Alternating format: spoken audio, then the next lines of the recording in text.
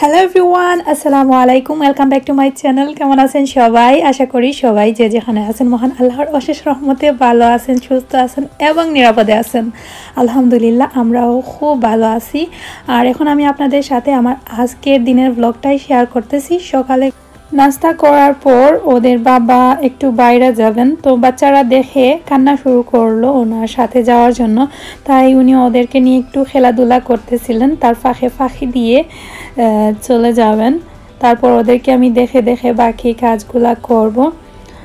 আর এই তো আমি সকালে নাস্তা করার পর যা রান্না করব দুপুরের জন্য তা বের করে রেখে দিয়েছি। এখানে আমি মাছ নিয়েছি, মাছকে ধুয়ে তারপর এখানে ক্যালেন্ডারের মধ্যে রাখছি পানি জড়ানোর জন্য। এখানে সিম আর আমার গার্ডেনের ছোটো ছোটো আলু কেটে ধুয়ে পরিষ্কার করে এইভাবে পানিতে ভিজিয়ে রাখছি।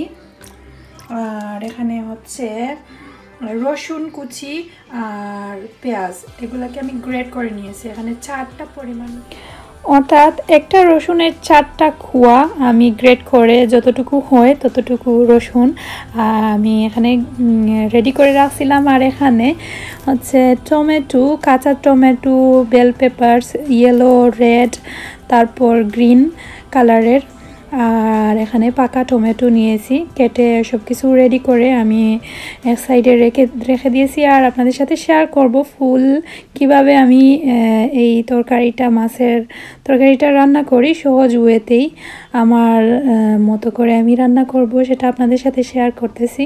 এই তো এখানে আমি ফ্রাইং প্যানের মধ্যে তেল দিয়ে দিচ্ছি মাছ ভাজি করার জন্য। আর তেল গরম হতে হতে এদিকে হলুদ আর লবণ মাখিয়ে আমি মাছকে রেডি করে নিচ্ছি। তো মাছের মধ্যে হলুদ আর লবণ দিয়ে মাখানোর পর আমি গরম তেলের মধ্যে ওই মাছগুলা দিয়ে আমি ভাজবো।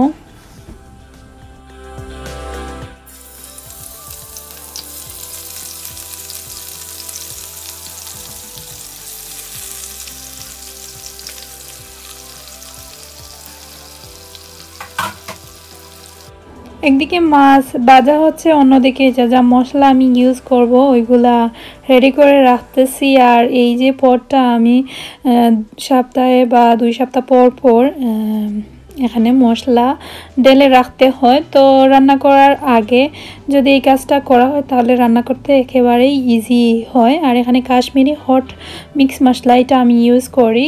গত কয়েকদিন আগে একজন আপু আমাকে কমেন্টস করে বলছিল যে কোন মিক্স মশলা আমি ইউজ করি সেটা জানানোর জন্য। তো আপনার উদ্দেশ্যেই আমি বলে দিলাম, ইস্ট এন্ডের কাশ্মীরি মিক্স মশলা হট যেটা, ওইটা আমি সব কারিতে ইউজ করি। আর এই তো মশলা ডালার পর আমি এখানে যে টিস্যু পেপারের মধ্যে অবশিষ্ট নাড়াচাড়া করার পর, অনেক সময় রান্না করার সময় নাড়াচাড়া হাতে নাড়া খেয়ে হয়তো নিচে পড়ে গেছে, বা এখন যে মশলা ডালার পর অনেক মশলা নিচে পড়েছে, তাই আমি নিচের টিস্যু পেপারটা আমি ফেলে দিয়ে এখন নতুন আরেকটি টিস্যু পেপার দিয়ে এইভাবে সুন্দর করে আবারও ক্লিন করে মুছে মশলার বাটিটা আমি সেটিং করে রাখবো।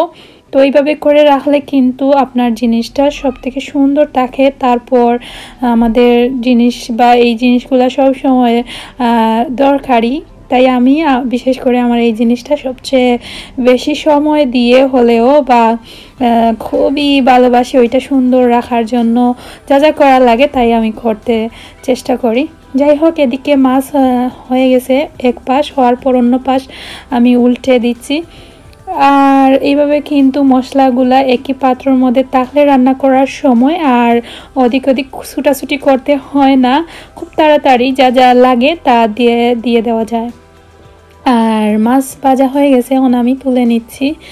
আর আমি আজকে আমার মতো করে যা যা করি, আমি ঘরের মধ্যে যেইভাবে আমি কাজ করি বা 2টা বেবি নিয়ে কিভাবে একটা সংসার মেনটেন করা হয় সেইভাবেই আপনাদেরকে আইডিয়া দেওয়ার চেষ্টা করব। এখানে আমি এখন আরেকটা হাঁড়ি বসিয়ে দিয়েছি চুলায় এবং তেল দিয়ে দিয়েছি পরিমাণ মতো। দেওয়ার পর রসুন দিয়ে দিলাম। আর রসুনটা আমি তো আগেই বলেছি এখানে একটা রসুন না, একটা রসুনের 4টা খোয়া আমি এখানে দিয়েছি। ডিফেন্স করে আপনার তরকারি কতটুকু, তো আমার কাছে মনে হলো এতে আমার তরকারি অনুযায়ী এনাফ, তাই আমি এখন ভালোভাবে নাড়াচাড়া করতেছি। যখন গোল্ডেন ব্রাউন কালার হয়ে আসছে তখন আমি পেঁয়াজ দিয়ে দিলাম। আর পেঁয়াজ হচ্ছে মিডিয়াম সাইজের একটা পেঁয়াজ, বা এখানে প্রায় 3 চামচের মতো হয়েছে, দিয়ে আমি ভালোভাবে নাড়াচাড়া করতেছি এবং প্রয়োজনীয় যা যা মশলাপাতি আমি এখনই দিয়ে দেব। এখন আমি প্রথমেই লবণ দিচ্ছি, স্বাদ মতো লবণ দিয়ে দিলাম এবং হাফ টিস্পুন হলুদের গুঁড়া, 1.5 অর্থাৎ 1 চামচ আরও আধা চামচের মতো ধনে পাউডার, 1 টিস্পুন মিক্স মশলা এবং 2 টিস্পুন মরিচ দিয়েছি। জালটা জারির জালের উপর ডিফেন্স করে। আমি আজকে মনে করলাম যে এই তরকারিতে জাল বেশি দিলে সবথেকে মজা হবে, তাই একটু বেশি পরিমাণেই জাল দিলাম। আর মরিচন থেকে আনা ফিশ মশলা ওইটা অ্যাড করে দিয়েছি, আর কিছু না, দিয়ে ভালোভাবে নাড়াচাড়া করব এবং হালকা একটু পানি দেব, কারণ মশলাটা পুড়ে যাওয়ার চান্স আছে এই সময়টা। তো সামান্য পানি দিয়ে নাড়াচাড়া করব এবং খুব সুন্দর করে আমি তরকারির বাগারটা দেব। আর এই সময়টা কিন্তু সবথেকে ইম্পর্ট্যান্ট টাইম রান্না করার সময়ের। যদি আপনি যত সুন্দর করে বাগারটা দেন তাহলে কিন্তু এই তরকারিটা খেতে অসাধারণ হয়, কালার সব কিছু। তো আমি এই সময়টা 100% মন দিয়ে করার চেষ্টা করি, তাই আমার তরকারিও খুব ভালো হয় এবং চেষ্টা করি এই সময়টা মনোযোগ দিয়ে করার। আর এই তো তরকারি প্রায় কষানো হয়ে গেছে, প্রায় 10 থেকে 15 মিনিটের মতো আমি সময় নিয়ে একটু একটু করে পানি দিয়েছি এবং লাস্ট পর্যায়েতে এরকম হওয়ার পর আমি এখানে শিম আলু অ্যাড করে ফেলবো। আর এই তো মশলাটা কিন্তু খুব সুন্দর করে কষানো হওয়ার পর আমি এখন শিম অ্যাড করে দিলাম। আর এখন হালকা নাড়াচাড়া করব, নাড়াচাড়া করে আমি এখন ডেকে দেব। আর 20% সিদ্ধ হওয়ার পর আমি বাকি যা যা কেটে রাখছিলাম ওইগুলো অ্যাড করব। আর এখানে এই তো ওদের বাবাও চলে আসছেন। এখন আমি উনি আসার সময় কিছু জিনিসপত্র আনছেন, ওইগুলা জায়গা মতো সেটিং করে রাখবো। আর এখানে কি কি আনছেন আপনারা তো স্ক্রিনেই দেখতে পাচ্ছেন, জুস, তারপর ব্রেকফাস্ট আইটেম। আর বাঙালি শপেও গিয়েছিলেন, বাঙালি শপ থেকে কিছু কাঁচামরিচ, তারপর চিকেন, ওইগুলা এখন আমি কিভাবে সেটিং করব সেটা আপনাদের সাথে শেয়ার করব। আর আস্তে আস্তে জায়গা মতো আমি সব কিছু রেখে দিচ্ছি।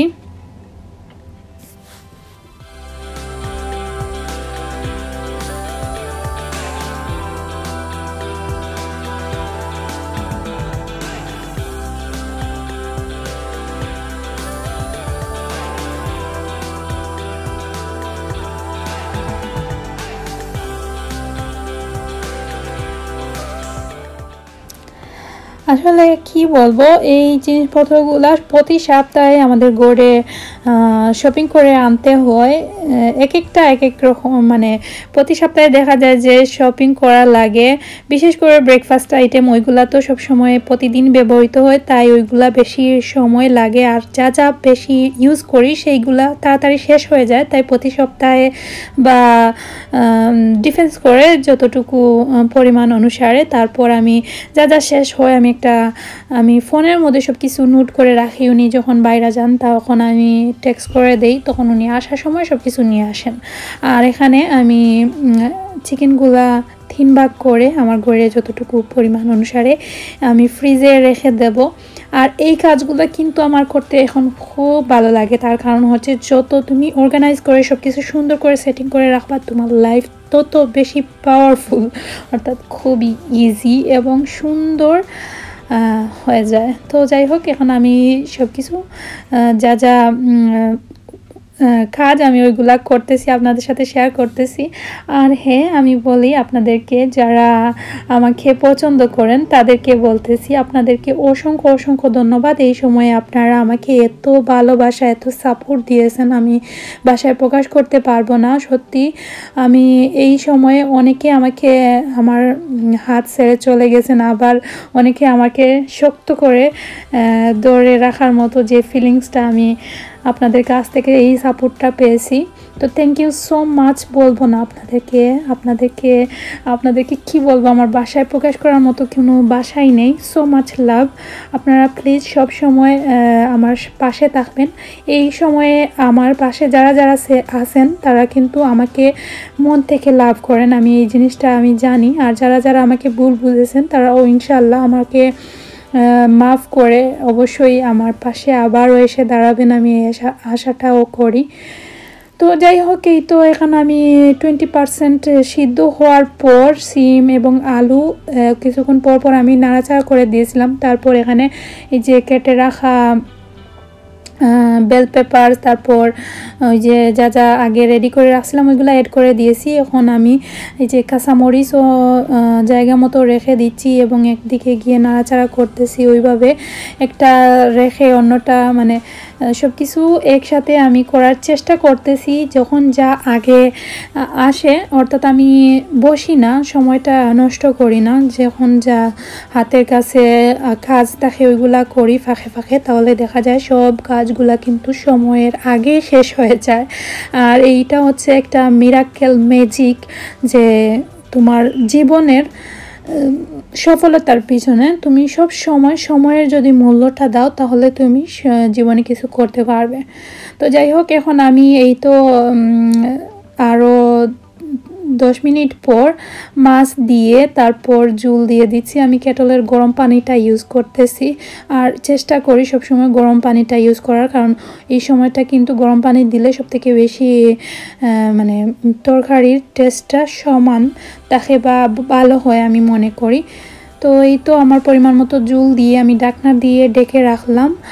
আর এখানে আমি কাঁচামরিচ যেগুলা ডাটা ছাড়িয়ে নিয়েছিলাম ওইগুলা আমি ধুয়ে তারপর একটা টিস্যু পেপারে এইভাবে আমি সরিয়ে রাখতেছি, যাতে পানিটা শুকানোর পর আমি এখানে আরেকটা টিস্যু পেপার দিয়ে একটা বক্সের মধ্যে রেখে দেব শুকনো হওয়ার পর কিন্তু।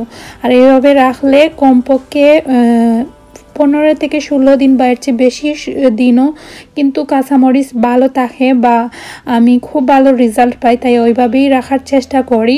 আর এদিকে আমি সব কাজগুলা শেষ করে ফেলতেছি। এদিকে আমি এখন রাইস কুকারে ভাত বসিয়েও দিলাম।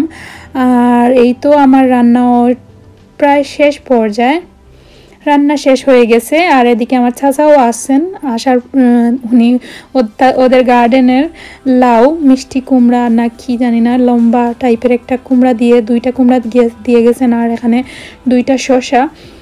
আমি ওইগুলা এখন দেখে খুব খুশি, কারণ এই শসাগুলা কিন্তু খেতে ভীষণ মজা। আর এই তো আমার দুপুরের গতকালকে রান্না করেছিলাম ডাল আর জাল ছাড়া চিকেন, আর হচ্ছে এই তো আজকের দিনের যে তরকারিটা রান্না করেছি ওইটা। যাই হোক, আমরা দুপুরে খাওয়া দাওয়া শেষ করে এখন আমি গার্ডেনে চলে আসছি। আর আমার লাউ গাছের পাতা আমি এখন কিছু তুলে নেব, কারণ লাউ ধরেনি, তাই ভাবলাম কিছু পাতা ওইগুলা খাওয়া শেষ করি। আর আমি একটা পাতাও কিন্তু নষ্ট করি না, মানে যখন দেখি যে এই পাতাটা একটু বড় হয়ে যাচ্ছে তখন আমি কেটে নিয়ে যাই, গড়ে নিয়ে রাখি ডিপে। অলরেডি 2-3 ভাগ আমি রেখে দিয়েছি বছরের জন্য, আগামী বছর যখন থাকবে না ওই পাতাগুলা দিয়ে শুটকি শিরা বা শাক রান্না করে খাবো। তো ইনশাল্লাহ সুন আপনাদের সাথে শেয়ার করব কিভাবে আমি 12 মাসের জন্য পাতাগুলা সংরক্ষণ করে রাখবো ফ্রিজের মধ্যে। তো আমি পাতাগুলা কেটে নিচ্ছি। আর আমার আজকের ব্লগ এতটুকুই, আপনাদের সাথে অনেক কিছুই শেয়ার করেছি, সত্যি খুব ভালো লাগছে। আর যদি আমার কথাবার্তায় কোনো ভুল ত্রুটি হয় বা কারো মনে কষ্ট লাগে থাকে তাহলে অবশ্যই ক্ষমা সুন্দর দৃষ্টিতে দেখবেন এবং আমাদের জন্য দোয়া করবেন। কথা হবে আবারও পরবর্তী ব্লগে। এই পর্যন্ত সবাই অনেক ভালো থাকবেন। এতক্ষণ আমার সঙ্গে থাকার জন্য আপনাদের সবাইকে অসংখ্য ধন্যবাদ।